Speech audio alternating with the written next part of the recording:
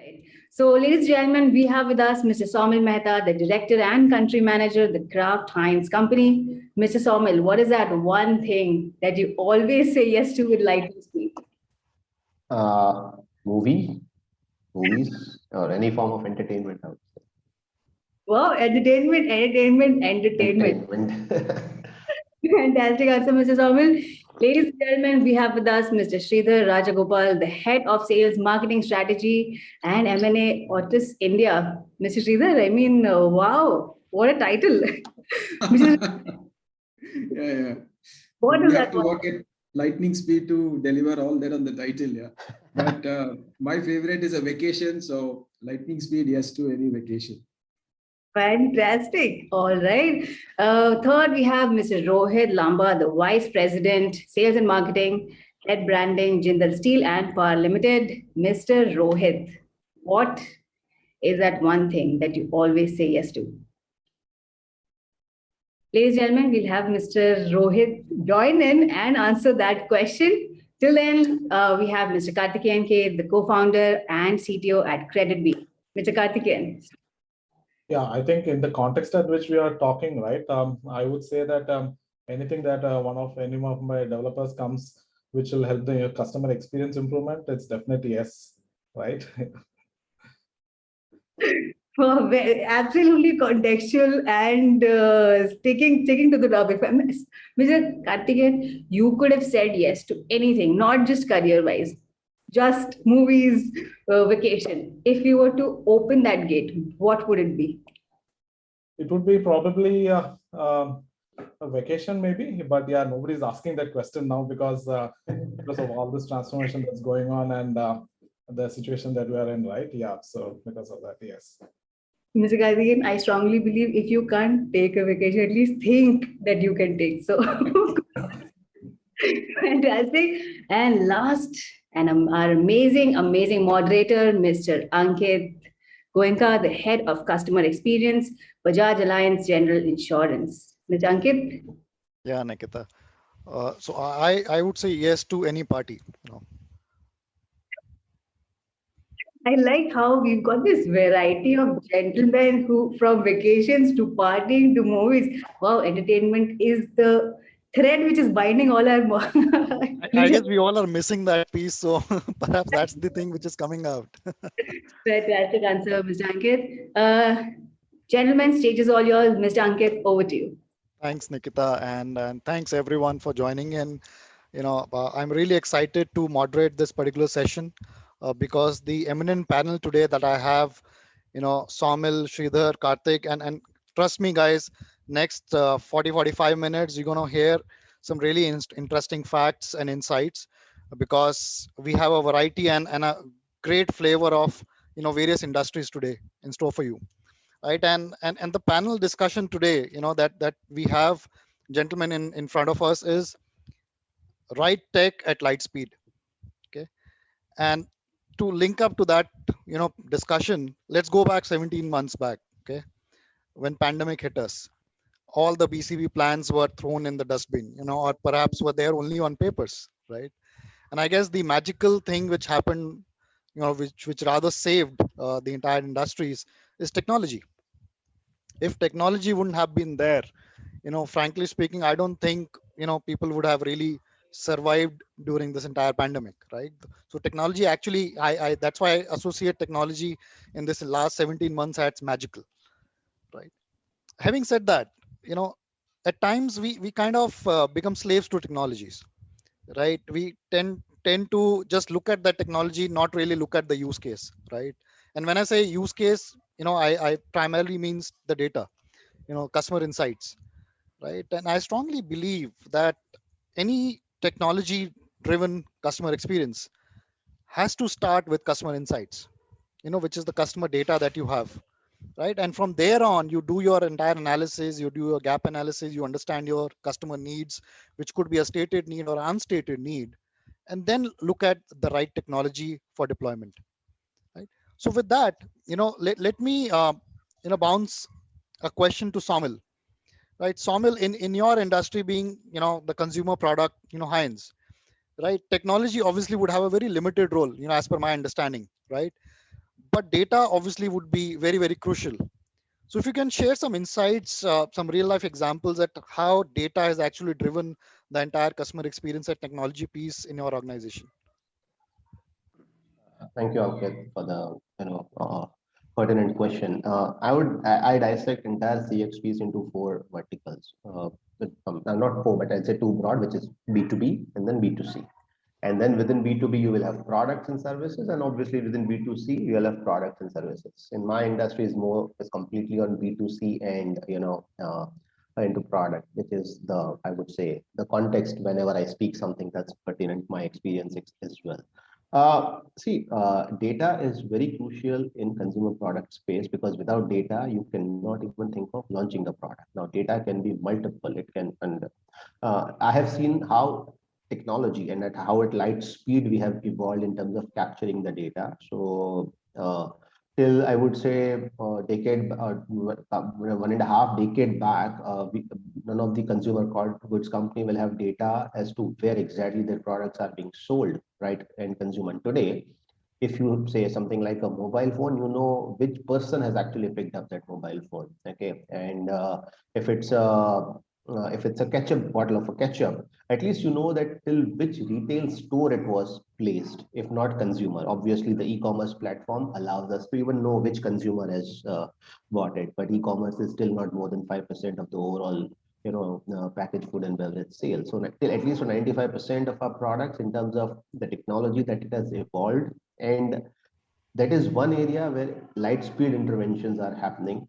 Companies are looking at avenues, and this is an opportunity for tech companies to build products that can help consumer product companies capture this data even closer to the point of sale now. Okay, so we are capturing till retail. From retail to consumer, very little is getting picked up on a real-time basis. How that's one piece that all of us are working overtime to get into those solutions. How we have pivoted in the post-pandemic in terms of capturing the data. Okay, so our basic need for data is for product improvement, because in a technology space, you can have enhancements and improvement every other week. That's technically, I would say, possible. But in consumer product space, like a ketchup is a ketchup. You can add variants, or you can get into adjacencies like a chutney or or in Western cuisine mayo. But what is the right chutney? Is that mayo, or is that taste the right taste for 130 crore people in this country? Would they prefer that or not? So to capture that research data, I would say market research data, has always been an arduous task. Thankfully, now with the advent of technology, we are able to augment it further. Still, the need of physically delivering the product, even for consumers to sample it. But now we can reach a wider. Earlier, if I have to do a consumer research, say in a city like Bombay, I can at max do 1,000, 2,000 people. Not more than that. That's also a stretch, and it has a huge cost to it. Now today, the technological platform can enable me to even take feedback of 200,000 people at a cost which is more fraction of a cost compared to what I would have spent for 2,000 people. That's a pivot that we have adopted, and that's something which is going to keep on augmenting now. This is one area that's gonna go through the roof, and then it will improve our consumer experience, because our consumer experience actually comes from insight, which you rightly said, as a data. Then we augment it into the product to improve the product or packaging or whatever the line item is, and then we bring it back to the consumer. No, actually, you really put forward a right point. When we talk about technology and customer insights, it actually gives you that scale, right? Rather than looking at gone are those days where we were looking at a sample. Yeah. Right. Now the sample size is also increased, right? Because the technology is enabling that piece for you. So that gives you, much more real insights. And I would say it's much more to the reality as well. Yes. Because all said and done, sample size being smaller, and then when you're looking at a scale, the data, you get really close to the reality, and then, the decisions that you take, right, are much more realistic rather than Yes. just trying it out, right? Yes, So I completely agree with you. The data actually gives you, and that coupling it with the technology actually gives you the right insights, which you can further take and, take it forward. But looking at consumer products, and my follow-up question on that, Saumil, is what about the entire packaging, you know, or maybe the shipping, what does the technology play a role there? Huge role, but that is not got to do with, with the technology that probably we talk as a, as something which can enhance directly. Maybe the consumer will not see this technology ever as a touch and feel when the service gets delivered to you, but huge role it plays because having said, I'll just put one caveat to that, that when I say huge role is that because a lot of these enhancements that we require to do in packaging over a period of time is also hugely intensive in nature because it requires a lot of upfront investments. Right. One trend specifically in consumer goods and especially in packaging, and that can be something which packaging technologists can look into, is one big huge trend that's picking up is something which is always sustainable and recyclable. So that is a huge challenge in front of everyone because all consumer goods companies, and no one's the same there, but all consumer goods companies in packaged food and beverages hugely generate huge plastic wastage on the planet. And all of them are actually sensitive now, and all of them are working overnight and overtime, I would say, as we speak, to get into recyclable, sustainable, renewable packaging formats. And that's an area of technology that everyone's adopting pretty fast. We have been comfortable with the usage of polypropylene or plastic as we know it for ages now. But I think now consumers and companies are evolving, and there are friendly regulations, I would say, to enable companies. From a regulatory standpoint, the packaged food and beverage industry, the only challenge that we have right now is that we are not allowed to use recycled, plastic. So it has to be a virgin plastic because the food product or recycled plastic might have, but worldwide it is not that. Worldwide you are actually allowed. In the developed countries you allow recycled plastic even for packaged food and beverages. That's something which you are fighting with the regulator that it should be allowed. But that's an area where anything in technology, and the second thing is that the last mile delivery. We are solving a lot of problems in last mile delivery by adopting to recyclable, renewable, or even paper-based packaging. And that's another area that everyone is working overnight. And of course, all of this is done while not compromising the consumer experience, because at the end of the day, if the packaging is not delivered, if the end product is not going to taste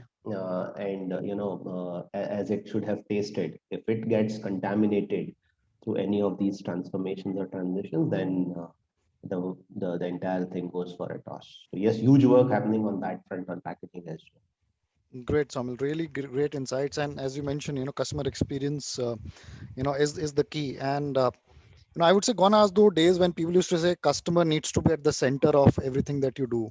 The way I look at it, it has to start from the customer and it has to end with the customer. Okay. Yeah. And just to share with everyone, there is a 5-step process that we follow in our company for that. We say that the first step is you start with the real customer insights and data. That has to be your start point, the real VOC of the customer. Then step 2, you analyze that VOC and make a list of all the stated and unstated needs. Because at times the unstated needs, which are those hidden things in the VOC, you need to really analyze that and make a list of that. Then you look at your current processes and your systems to do a gap analysis. Yes. Okay. Can I really cater to these stated and unstated needs with the current set of things that I have?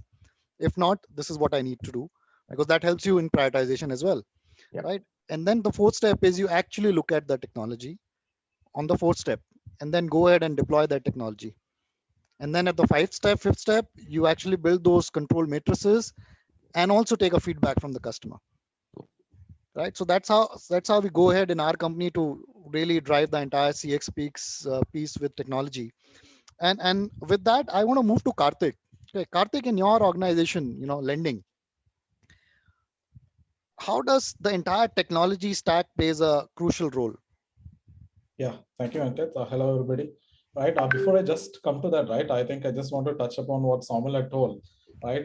What happened, this is a real world example, right? As in, so these days, what happens is that they have these small QR codes in these packages, for the feedback, right? Earlier, I still remember when I was a small boy, right? As in, you used to have a small form kind of thing where you had to cut out and then fill and then mail it. I don't think anybody would have done that, right? As in, these days, it's more of a, what is that? More of an instant way in which a customer takes a mobile, scans the QR, the website is launched, and then you get the feedback, right? As in, it becomes a much more easier way to basically give the feedback, right? As in, so along those lines, actually, as in, so in lending also, the idea is that we are, I think, slowly transitioning from a generation of people where we were okay with there was a certain amount of leeway or waiting period for some of the services to be delivered to an economy or technology-driven economy where the services need to be delivered instantly, right? As in, for example, we call that instant gratification kind of thing. Right. For example, with respect to, let's say, the food deliveries, right? Buy now instantly, within 20 minutes, 30 minutes, we get the food, right? Book a cab, we get a cab, right? As in, so that's the instant thing. So in our side, actually, we lending, definitely, obviously, we cannot do that, but we have been trying to bridge the gap in the sense that how do we basically meet the needs of the customer when he is really in need of money, right? As in, so we have done a lot of, there are a lot of scenarios where the customers need that whatever small ticket of money, or let's say 10,000 rupees or 20,000 rupees, right? He would need it on an emergency basis, right? For example, a lot of times we have found that this customer needed money for treating somebody in the hospital, or basically there was a Diwali and then he needed to basically take his family out for a lunch or buy some extra clothes or stuff like that, right? So that is where this extra basically this part of thing that comes into play. And you cannot really be in a situation that you go to a bank or something and then start applying and then expect the money to hit your bank account in basically in whatever time frame he is expecting, right? So that is where where we at KreditBee as a lending platform, we come with a unique value proposition, right? So what we have done is that we have kind of like looked at each of the steps, whatever the customer journey happens, right? And then we have tried to like segment it into different gates, is what I would say, right? As in the sense that obviously in the lending business, it is I cannot keep everybody happy, because finally I have to preserve my capital, right? I cannot be, I'm not an NGO or something like that, right? Finally, I am responsible for my investors and all those things, right? And the idea is that we need to survive over the longer run so that we can start opening up for more and more riskier customers, because we understand their underwrite, we can underwrite and we can understand their behavior more. So this is so what we have done is that we generally have gated this. So what we do is that we get them so the general thing what we looked at was that we get all the customers' details and then we say that sorry if we cannot do it. It gives a big the experience to the customer is pretty bad, in the sense that it's like you go to a bank account and then you apply, give all the documents, 3-4 times you travel there, and then finally they say that you're not eligible for this thing. It leaves a very bad taste, and probably you would never even turn back to that bank ever, right? So Right. So just to keep the expectations right, it's always better, let's say, with the problem in the bud or whatever. So we generally try to see how fast we can give the feedback to the customer on an early basis, right? So that is where we have done. And then the technology stack is basically driven and done in such a way that we have these gates, and the various gates we kind of set the expectations of the customer. So we do a lot of expectation management of the customer, right? In the sense that so yes, you are eligible. No, you're not eligible. Right. You are eligible. You can get a bigger this thing by doing so and so these steps, right? That ways we have kind of like as in set the customer expectations a bit there. Obviously, so technology plays a big role then, in the sense that this wouldn't have been possible probably 10 years back, right? When we had 2G technologies, right? So 3G is where really the thing started taking off, and we would see that that is when the data. That was what I would say. The 3G is the data generation is what I would say, where we started moving from as a text-based SMS to basically messaging based on WhatsApp, etc. Right, and then we did have nascent introduction to, let's say, video-based things. But then 4G is where basically we started doing video KYC and all the other things, wherein the customer experience improves, because because of the improved technologies. Even the government is opening up with basically different technologies wherein we can do a onboarding of the customer totally digitally rather than be going and then doing a physical this thing. The costs are a lot different, right? There. And even the government is basically moving towards this digital India, right? That journey is also started off, so that is also definitely helping. And that is what I would say is the current step, right? And futuristically, I would say is let's say that I would say that the wearables will start playing a bigger role, because if you look at it already now, I think the wearables themselves have a SIM card, and then they themselves can start making phone calls and all this. This is what happened with your mobile phone, right? You had a brick, as in 15 years back, right? As in you couldn't carry the brick, you would keep it at your home or something, right? And then it became small, right? Now your wearable is there, but then it's still minimal functionality, right? To a phone call, and then your health tracking, etc., right? But it will soon expand, right? I think it will probably become an always on listening device through which you could do voice-based commands and stuff like that. So we quite a few years back, we just started this thing and we call it an arable, right? Something which always hears, right? So we used to call it an arable, but then I don't know, it was just a name that we told amongst our friends and all those things where we are pitching some ideas and stuff like that. So that is where I think would go forward.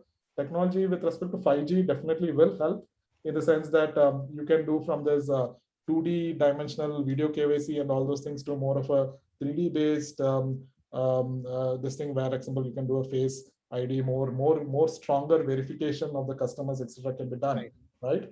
So I would say that the future is definitely great, and the present is that we are mainly because of the technology that is there, right? We wouldn't have been there without the technologies that started off 10 years back.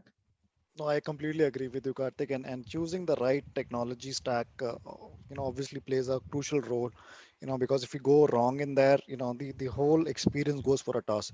And just to share an example of, my company, for an insurance company, we all know claims is the moment of truth, right? And if we can't, give a great experience during the claims, then the entire piece obviously goes for a toss. So what we did, we basically said that, and you talked about some of the concepts like instant and the mobile 4G and all. So just taking a learning from there. What we did was, we said for a motor insurance, right? If somebody has met with a minor accident, let's say it's not a major one where the car needs to get towed and somebody has hurt and all those things. It's a minor accident which usually happens on the road when you drive your car, right? What we said that earlier in the erstwhile process where technology was not there, right? You would go and take that car to a workshop. The workshop will do whatever they want to do initially. Then they will file a claim. Then from the insurance company, a surveyor will come, will assess the vehicle, will negotiate, will approve, disapprove, whatever. And then the work will start. And then once the work is done, then again the surveyor will come back again, check, okay, this is as per the approved estimate, and then the final disbursement of claim would happen. What we did, we said that technology is there, and we are in the insurance business for the last 20 years, which means that we have the data. We have the data of actual claims that we have processed, paid or repudiated, right? We said, let's put that data onto data lake. On top of it, let's apply AI ML. Okay. Put that technology and give the power to the customer in the customer's hand through the app, and say that in case you met with an accident, you can just click few photographs, upload it. Then our engine, decision engine, which uses the entire data power that we have on the AI ML platform, along with the photogrammetry, which is, reading the images, right? It is giving an instant decision to the customer that, hey, for this damage, we're ready to pay 25,000. If you agree, upload your cancel check or give your bank account details. And then using the technology again of payments, which is IMPS, we remit the funds instantly to the customer's account, right?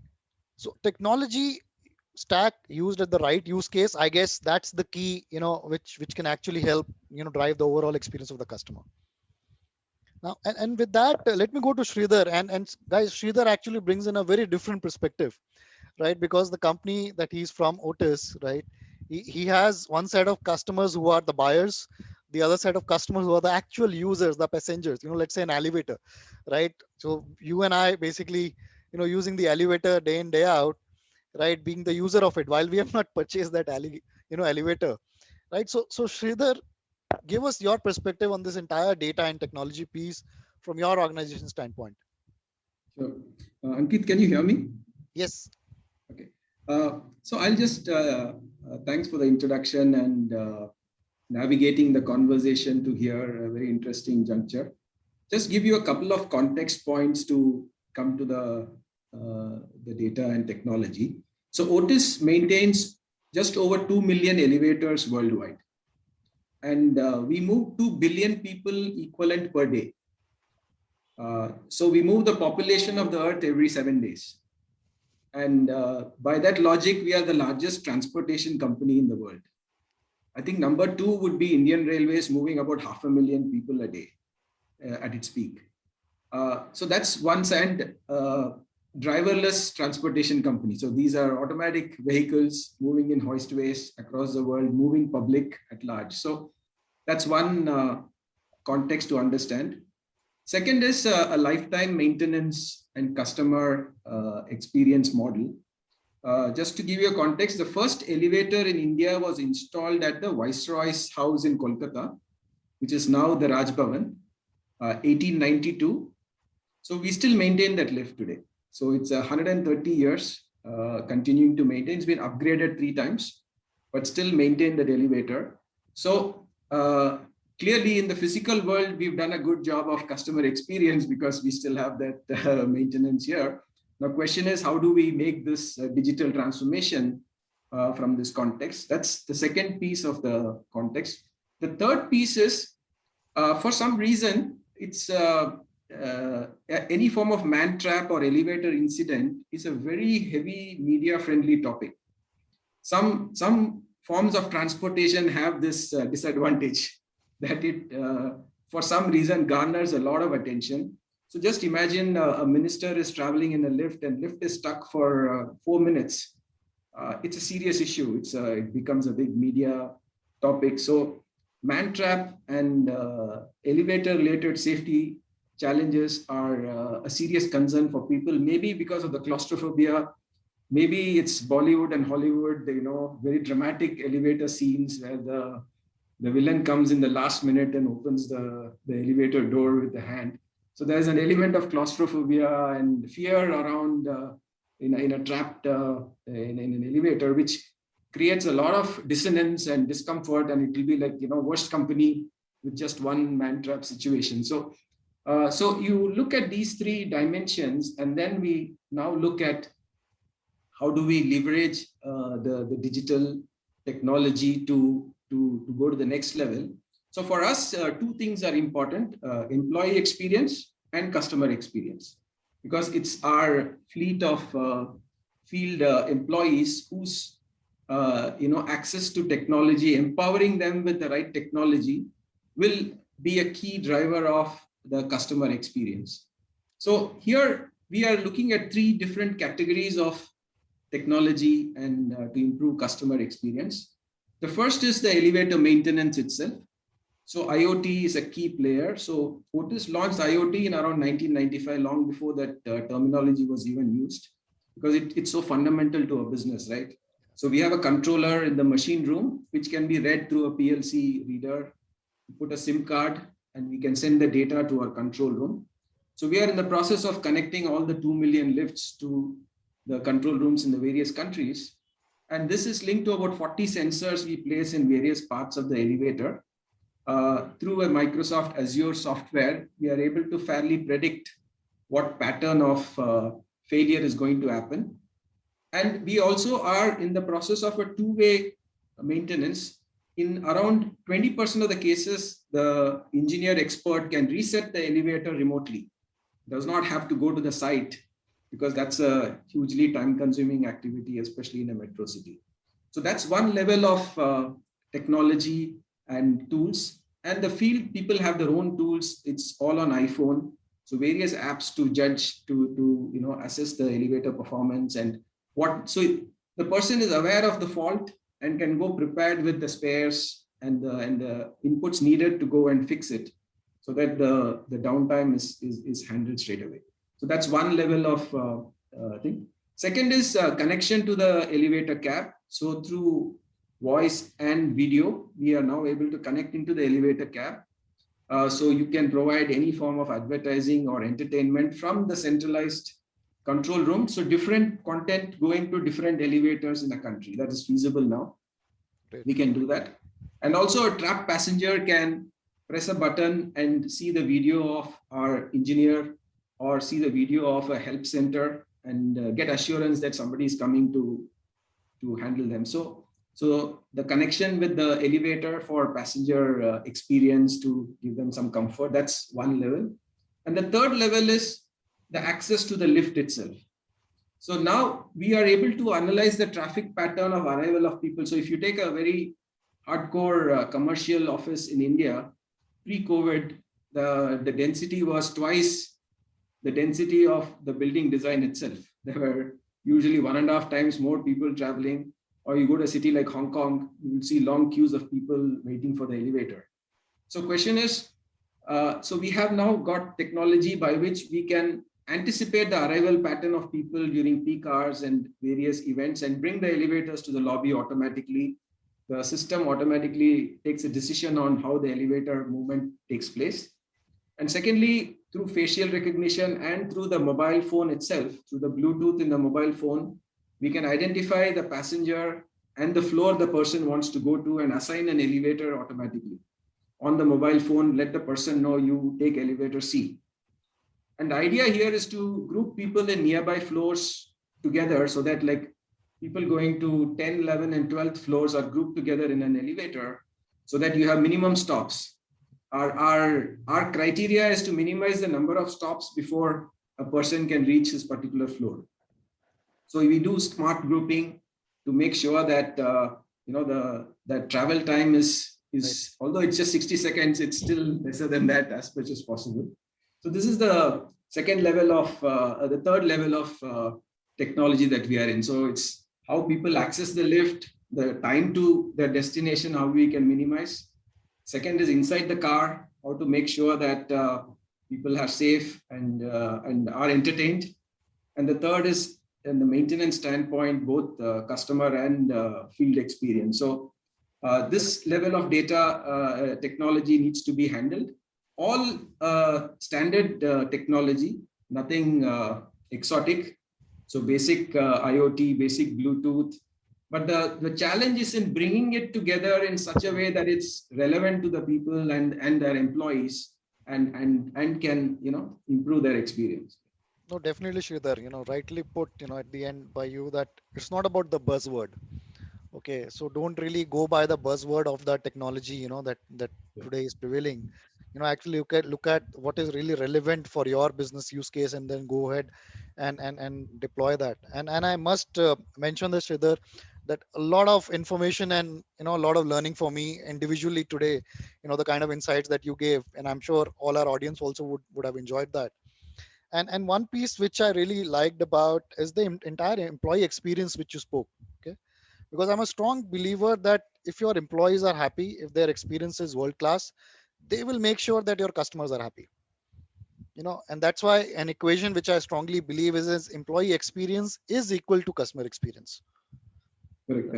And if I can add one input to that, there was these super experts who can listen to the sound of the motor and say what the problem is. That era is changing now. Now it has to be data driven. So the empowering the mechanics and the field people with technology, first of all, makes sure that they get it first time right. And secondly, it's not super expert driven. It is accessible to everybody. Of course, there is fair bit of, because we are dealing with safety products. Yes. That's what I say. If I take the floor out of the elevator and put a glass plate, nobody will get into an elevator, right? Oh, so absolutely. There's a safety angle, but the employee experience part is one angle is to de-expertise the whole thing and make it data driven. Oh, absolutely. And since we're talking about employee and humans, right? And in your business, it's largely dealing with humans, right? But when we look at technology and especially AI, and this question actually is for Karthik, if you can share some insights from your end. We're talking about AI too much these days, right? Everywhere it's about AI, AI, AI, AI, right? But are we forgetting about the real human angle, the empathy, and looking at technology as the only enabler? So how do you really see this entire AI piece moving ahead? Yeah, so thank you, Ankit. So I think Sridhar, I think that was a very good insight, right? So see, what has happened is that generally the technology that is applied in wherever the learning models and all those things that is being used in for the how Otis basically moves estimates that the people will be coming, or basically doing the pattern traffic management or traffic estimation, right? Is similar to the basically the what is it, the learning models, and in a lot of ways basically how we can basically it's all deep learning related models, right? Right. So there is I think deep learning took off some around 10 years back or so, 10 or 15 years back, with a paper from Google, and with based on which basically everybody started piggybacking and then getting this thing done, right? So these days if you look at it, we have now anyway gone beyond that, right? But what would happen is that, so we have a lot of data, right? We feed the data in, as you also said, based on that images and all those things that is captured for the cars and all those things, right? So you need to have a good amount of critical mass of data with which you can train it, and then basically you can get the expected output, right? So this is what generally, in a very simplistic way, what it does, right? As in, you give some things, the model and looks at it and says that, okay, on a probabilistic range 0 to 1, this is the basically where the customer, this is where it would fall into, right? So now the machine obviously doesn't have empathy, right? It's purely data. It's either zeros and ones, and now those zeros and ones, we are expanding it to basically 0.0.1, 0.2, 0.3, and then trying to bring in expanding it. But then empathy does not come in there, because that's a more of a human aspect here, right? So this is where I think the add-on technologies that come in is basically with respect to identifying whether basically the system itself should be able to understand that, okay, I don't know the answer to this, right? So once the system identifies that, it needs to get in some kind of lead time, because it needs to get in the human guy into the system, right? So I think the effective transition from basically a AI driven system to a human based system is very critical here, right? In terms of keeping the customer engaged, right? If you look at it, the very old way of doing it is that playing a song in the background, right? And then you wait, right? That is what used to happen earlier. But there could be some more enhanced things, in the sense that you could bring in a lot of customer education, right? You could start talking about basically what are the new features that are there and stuff like that, till the transition happens to the basically the manual agent who is there, right? So I wouldn't think that we can totally do an AI-based systems as of now. We would still need a human agent, because finally, we are the ones who develop these things, right? So Absolutely. there have been a lot of things, in the sense, can AI develop an AI itself, right? And there's a lot of discussions and debates on it. Absolutely. But that's for some other forum. But yeah, so this is where I think there needs to be a right amount of balance between data-driven decisioning, and you need to be very clear at what point the decision needs to switch over to a human, right? So generally speaking, it would be again in terms of the number values, right? In that sense that, or in terms of the inputs that the customer is asking, and I don't have it in my database, I slowly transitioning him, I put him some extra keywords, or I estimate or show him some extra probable questions that he's asking for, and while he's going through that, the customer can come in. So this is in the case of a chatbot, it happens, right? In the sense that you can do it. But in the case of a voice bot or things like that, where we are starting off recently, it's slightly more difficult, because in a voice-based interaction, as the technology, the mode of interaction increases, it becomes more and more difficult also for the transition to happen, right? The transition itself is more complicated, right? So it's basically a magnitude of order difficulty in terms of the transition. Rather than chat-based, there is always the customers also knows that, okay, there is there is a delay in the communication and all those things. But whereas in a voice, you should not really have that. Then you will be able to easily identify whether it's a human or a bot which is sitting on the other side, right?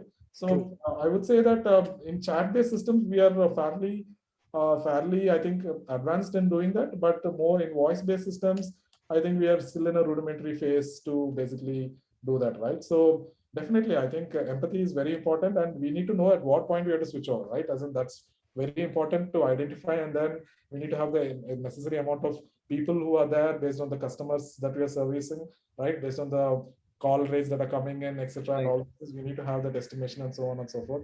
We should not just blindly go into an AI-based system and remove the agents. I think that will lead to a drastic customer experience failure. No, I completely agree with you, Karthik. And the way I look at it is that one needs to take advantage of automation, but at the same time, make sure that your customer can reach to a human when it's really needed. Because at the end of the day, technology is just an enabler. It's not the end, right? And look at in turn automating the solutions, which should learn from various human interactions, so that you can actually humanize the entire digital space that today you deal with. Yes. Right, rather than just going ahead with the technology, right? So with that, Sridhar, your final comments on the entire piece, because we have had various we started off with the entire data piece, where Saumil talked about his insights on the entire consumer side. Karthik talked about a lot of technology, right? Then you gave it a different perspective, right? You brought a really different perspective. So what's your final take? If I have to give you one equation today, right? As Nikita, so I'm just learning from her. She started off by giving a certain thing. So let me just end with that. I give you an equation which is digital technology plus data is equal to customer experience. It's a very simple equation. So what's the first thing which comes to your mind? Yeah, the first thing that comes to mind is it's an enabler for experience, but it's not controlling the experience. We cannot let the AI run an elevator for a public, because the variables are too many, way too much when larger public gets involved. So I think experience from a more on a engagement standpoint is okay.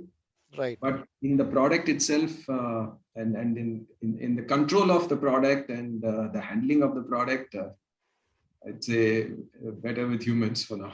Very rightly, simply, and aptly put, Sure. Thanks for that. And same question to you, Saumil. What's the first thing which comes to your mind?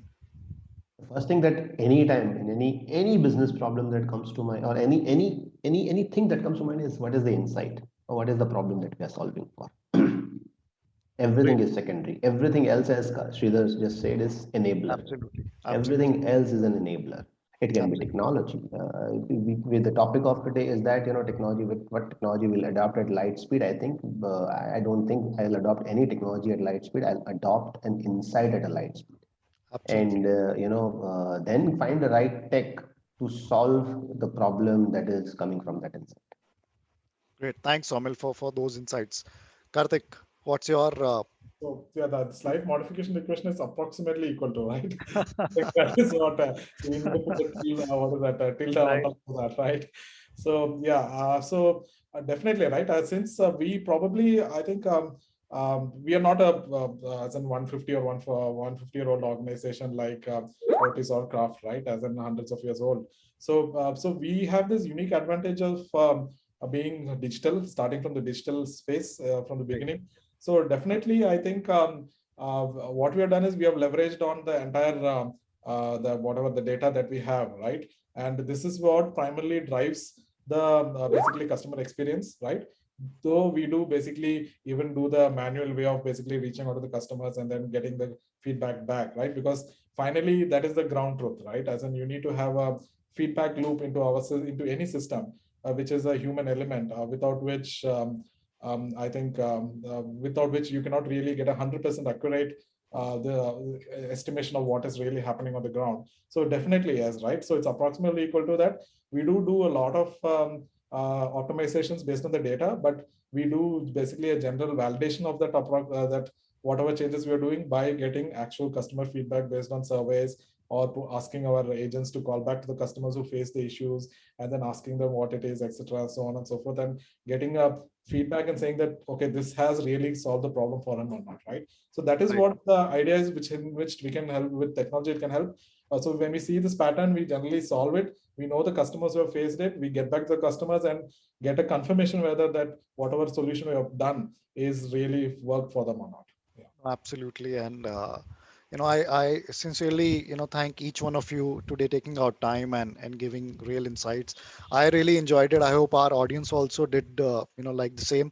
And we can just keep on talking on this topic. I guess, it's a never ending topic. And, if time permits, we can just keep on going on. But looking at the time as well, Nikita, over to you. I hope we have not really shot, much of.